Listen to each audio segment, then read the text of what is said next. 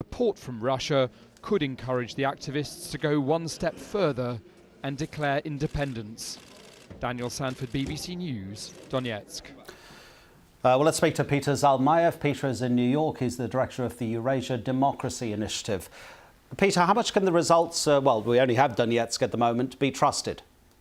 Well, first of all, you have to consider that the election took place under the barrel of the gun, with separatists threatening individuals with death in case they refuse to make their place of work available as a polling station.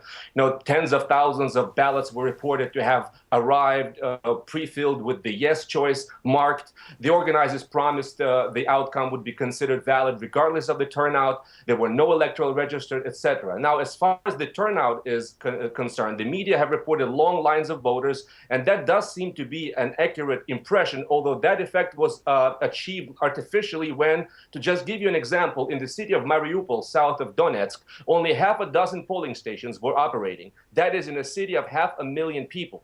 A similar situation was observed in Donetsk and elsewhere, with lines reportedly moving a few feet a minute, which created essentially a bottleneck effect. Many voters apparently didn't understand exactly what they were voting for, whether a full independence or autonomy of the region as part of federalized Ukraine. So it's very questionable that this referendum can be considered as fully democratic and valid.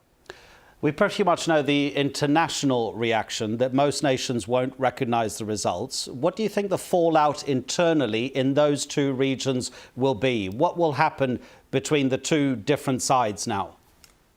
Well, it seems that, first of all, Vladimir Putin seems to have achieved most of his objectives in Ukraine. So that, we hope, should pacify the eastern Ukrainians. And I think it is important for both sides of the country to start working for a reconciliation in the run-up of the presidential elections on May 25th. But a lot will depend on the political will of the current government in Kiev to reach out to Eastern Ukrainians, to honor their way of life, their affinities, and allow them to speak their language, the Russian language. Ukraine must be a country where the Ukrainian speakers and Russian speakers can coexist peacefully.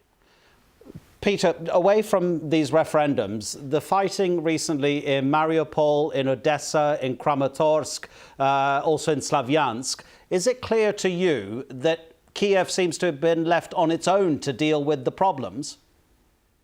Well, it does seem, in fact, that Kiev has been quite hamstrung in dealing with this sort of asymmetric warfare. If you take into account Russia's efforts to instigate the unrest in Ukraine and the fact of 40,000 troops stationed outside of the borders of eastern Ukraine, then you can understand that any move on the part of the central government in Kiev against these separatists, the insurgents, can be considered as a belligerent move and can then be viewed as an aggression against its own people. So yes, it has been quite limited in its actions in eastern Ukraine.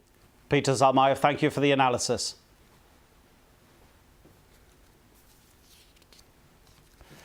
In Nigeria, the governor of the state where more than 200 schoolgirls were kidnapped nearly a month ago has told the BBC he has information about their whereabouts. Kashim Shettima has been speaking to our World Affairs editor John Simpson, who's in Maiduguri, the capital of Borno State, where the girls were abducted from their school by Boko Haram militants. Here in Maiduguri, we're only about 70 miles from